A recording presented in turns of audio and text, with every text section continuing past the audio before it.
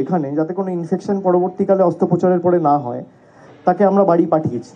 এরকম একাধিক কেস আমরা করেছি। বীরভূম থেকে কেউ এসছে, কেউ উত্তর চব্বিশ পরগনা থেকে এসছে, কেউ জলপাইগুড়ি থেকে এসছে, কেউ কুচবিহার থেকে এসছে, কেউ বর্ধমান থেকে এসছে। আমরা খালি হাতে ফেরাইনি।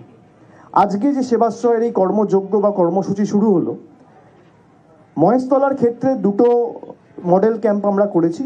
একটাই নুঙ্গিতে হয়েছে, একটা বাটায় হয়েছে। এবং অন্যান্য বিধানসভার ক্ষেত্রে আমরা প্রত্যেকটা বিধানসভায় ডেডিকেটেড একটা করে মডেল ক্যাম্প করছি। আমরা 7 দিন করে একটা বিধানসভায় ক্যাম্পগুলো করব। এবং 7 দিন পরে, যেমন আজ থেকে শুরু হলো মহেশতলায়, আজ থেকে মহেশতলায় চলবে 7 দিন। তারপর 8 তারিখ থেকে চলে যাবে মিটিয়াবুরুজে। এবার মিটিয়াবুরুজে 7 দিন চলবে, তারপর চলে যাবে 7 দিন বিষ্ণুপুরে, বিষ্ণুপুরে বজবজে, বজবজের পর চলে যাবে বিষ্ণুপুরে, বিষ্ণুপুরের পর চলে যাবে সাতগাছিয়া, সাতগাছিয়ার পর চলে যাবে ফলতায়। একদম শেষে আমরা করব ডায়মন্ড হারবার। আগে ডায়মন্ড হারবার দিয়ে শুরু করেছিলাম, এবার ডায়মন্ড হারবারে আমরা শেষ করছি। এবং 22 তারিখ এই কর্মসূচি শেষ হবে। 23 তারিখ সরস্বতী পুজো, আর 24 তারিখ, 25 তারিখ, 26 তারিখ, 27 তারিখ, 28 তারিখ, এই 5 দিন টানা, একদিন গ্যাপ দিয়ে, খালি সরস্বতী পুজোর দিনটা সবাইকে ছুটি দিয়ে, মধ্যেখানে 25শে ডিসেম্বর, 31শে ডিসেম্বর 2-3 দিন গ্যাপ আছে। এছাড়া টানা 2 মাসে কর্মসূচি চলবে। এবং যে 5 দিন আমি বললাম, 24, 25, 26, 27, 28, প্রত্যেকটা মডেল ক্যাম্প অ্যাক্টিভ থাকবে। অনেক সময় অনেক রুগীরা আসে যাদের আবার 10 দিন, 15 দিন, 20 দিন পরে বা 1 মাস পরে ডাক্তারবাবুদের কাছে আরেকবার দেখাতে হতে পারে। ডাক্তারবাবুরা তাদের উপদেশ দেয় বা পরামর্শ দেয় যে ফলো আপের জন্য আপনারা 1 মাস পর আবার আসবেন, যে ওষুধগুলো দিয়েছে তাতে ব্যথা কমেছে কিনা, কোনো যদি সমস্যা থাকে সেগুলো সমাধান হয়েছে কিনা, মিটেছে কিনা। তো ফলো আপ ক্যাম্প হিসেবে আমাদের এই 5 দিন 7টা বিধানসভায় 5 দিন ধরেই ক্যাম্প চলবে এবং 28শে জানুয়ারি অবধি এই কর্মসূচি চলবে। এবং আমি যেগুলো বললাম, যে বেসিক যে আমরা সেট আপটা রেখেছি, আপনারা যদি গিয়ে দেখেন, সেখানে পোর্টেবল এক্সরে থেকে শুরু করে, সেরোলজি টেস্ট থেকে শুরু করে, ইসিজি থেকে শুরু করে, ডেঙ্গুর যে টেস্ট প্রক্রিয়া থেকে শুরু করে, এগুলো অন্য ক্যাম্পেও রয়েছে। কিন্তু মডেল ক্যাম্পে ডেডিকেটেড 10-12 জন স্পেশালিস্ট ডাক্তার আমরা রেখেছি, যেখানে যার যা সমস্যা হবে। আই চেক আপের ব্যবস্থা রয়েছে। আগের বার সেবাশ্রয়ে যাদের পাওয়ারের সমস্যা ছিল, যে চোখে দেখতে অসুবিধা হয়, চশমার প্রয়োজনীয়তা রয়েছে, আমরা এরকম প্রায় 40,000 লোককে, 40,000 আমরা বিনামূল্যে, বিনা পয়সায় চশমা তৈরি করে দিয়েছি। এবং তাদের একজনকেও চশমাটা নিতে আসতে ক্যাম্পে হয়নি, আমাদের প্রতিনিধিরা গিয়ে তাদের বাড়িতে পৌঁছে দিয়েছে সেই চশমা। এটাই ডায়মন্ড হারবার মডেল। যে আমরা আমাদের সীমাবদ্ধ সামর্থ্য অনুযায়ী যখন বোধ করেছি যে কারোর কোনো প্রয়োজনীয়তা রয়েছে, এটাই তো একটা জনপ্রতিনিধির কাজ। সুতরাং আমি চেষ্টা করেছি, যেভাবে মানুষ আমাকে ভালোবাসার ঋণে ডায়মন্ড হারবারের মাটিতে আবদ্ধ করেছেন, আমি এই মাটির কাছে চিরকৃতজ্ঞ।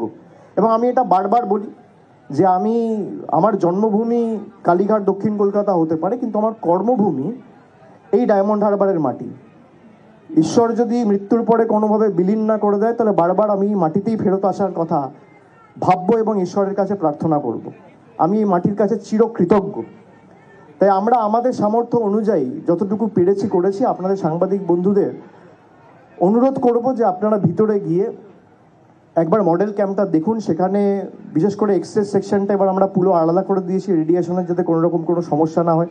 ওয়েটিং এরিয়া আলাদা করা হয়েছে, রেজিস্ট্রেশনের ব্যবস্থা রয়েছে, কারোর কোনো রকম সহায়তা থাকলে একটা হেল্প ডেস্ক করা হয়েছে, আলাদা ফার্মাসি করা হয়েছে, আলাদা আলাদা ডিপার্টমেন্ট করা হয়েছে। এবং সেখানে ইএনটি থেকে শুরু করে, ডেন্টিস্ট থেকে শুরু করে, কার্ডিওলজি থেকে শুরু করে, যার যা প্রয়োজনীয়তা রয়েছে সব আমরা আমাদের যতটুকু সামর্থ্য রয়েছে আমরা চেষ্টা করছি। আগের বার আমরা প্রথম শুরু করেছিলাম, আমরা অনেক কিছু এই 60 দিন 70 দিনে শিখেছি।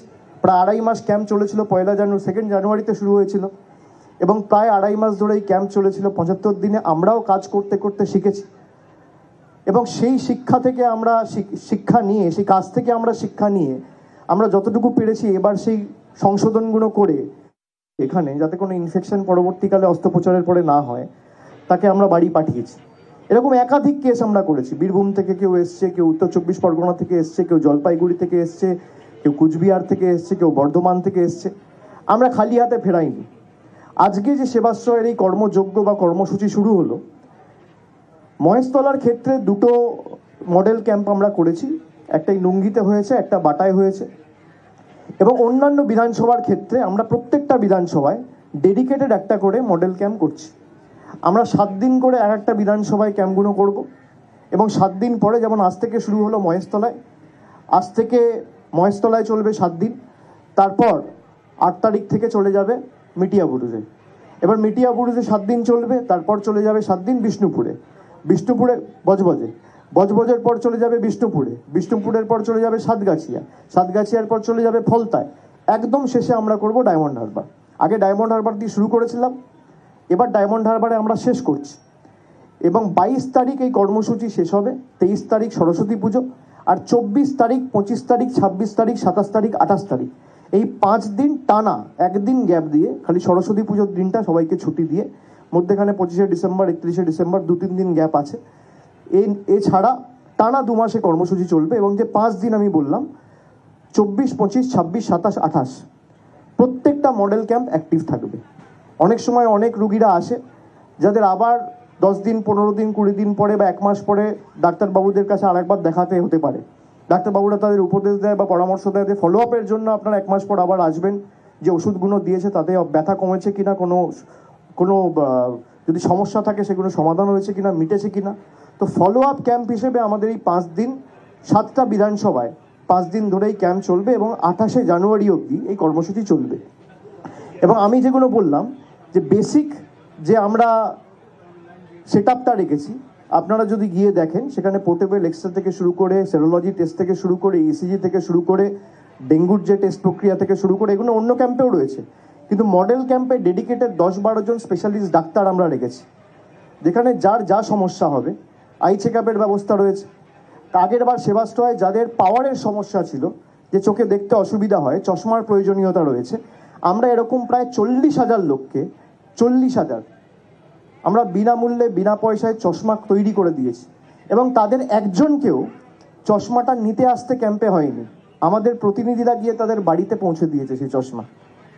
এটাই ডায়মন্ড হারবার মডেল, যে আমরা আমাদের সীমাবদ্ধ সামর্থ্য অনুযায়ী যখন বোধ করেছি যে কারোর কোনো প্রয়োজনীয়তা রয়েছে, এটাই তো একটা জনপ্রতিনিধির কাজ। সুতরাং আমি চেষ্টা করেছি, যেভাবে মানুষ আমাকে ভালোবাসার ঋণে ডায়মন্ড হারবারের মাটিতে আবদ্ধ করেছেন, আমি এই মাটির কাছে চিরকৃতজ্ঞ।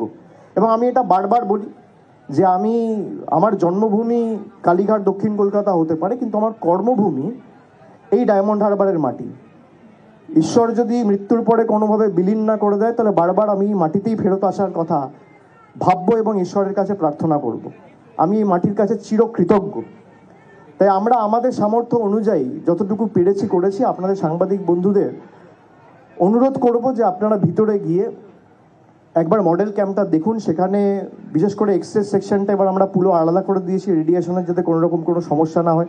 ওয়েটিং এরিয়া আলাদা করা হয়েছে, রেজিস্ট্রেশনের ব্যবস্থা রয়েছে, কারোর কোনো রকম সহায়তা থাকলে একটা হেল্প ডেস্ক করা হয়েছে, আলাদা ফার্মাসি করা হয়েছে, আলাদা আলাদা ডিপার্টমেন্ট করা হয়েছে। এবং সেখানে ইএনটি থেকে শুরু করে, ডেন্টিস্ট থেকে শুরু করে, কার্ডিওলজি থেকে শুরু করে, যার যা প্রয়োজনীয়তা রয়েছে সব আমরা আমাদের যতটুকু সামর্থ্য রয়েছে আমরা চেষ্টা করছি। আগের বার আমরা প্রথম শুরু করেছিলাম, আমরা অনেক কিছু এই 60 দিন 70 দিনে শিখেছি।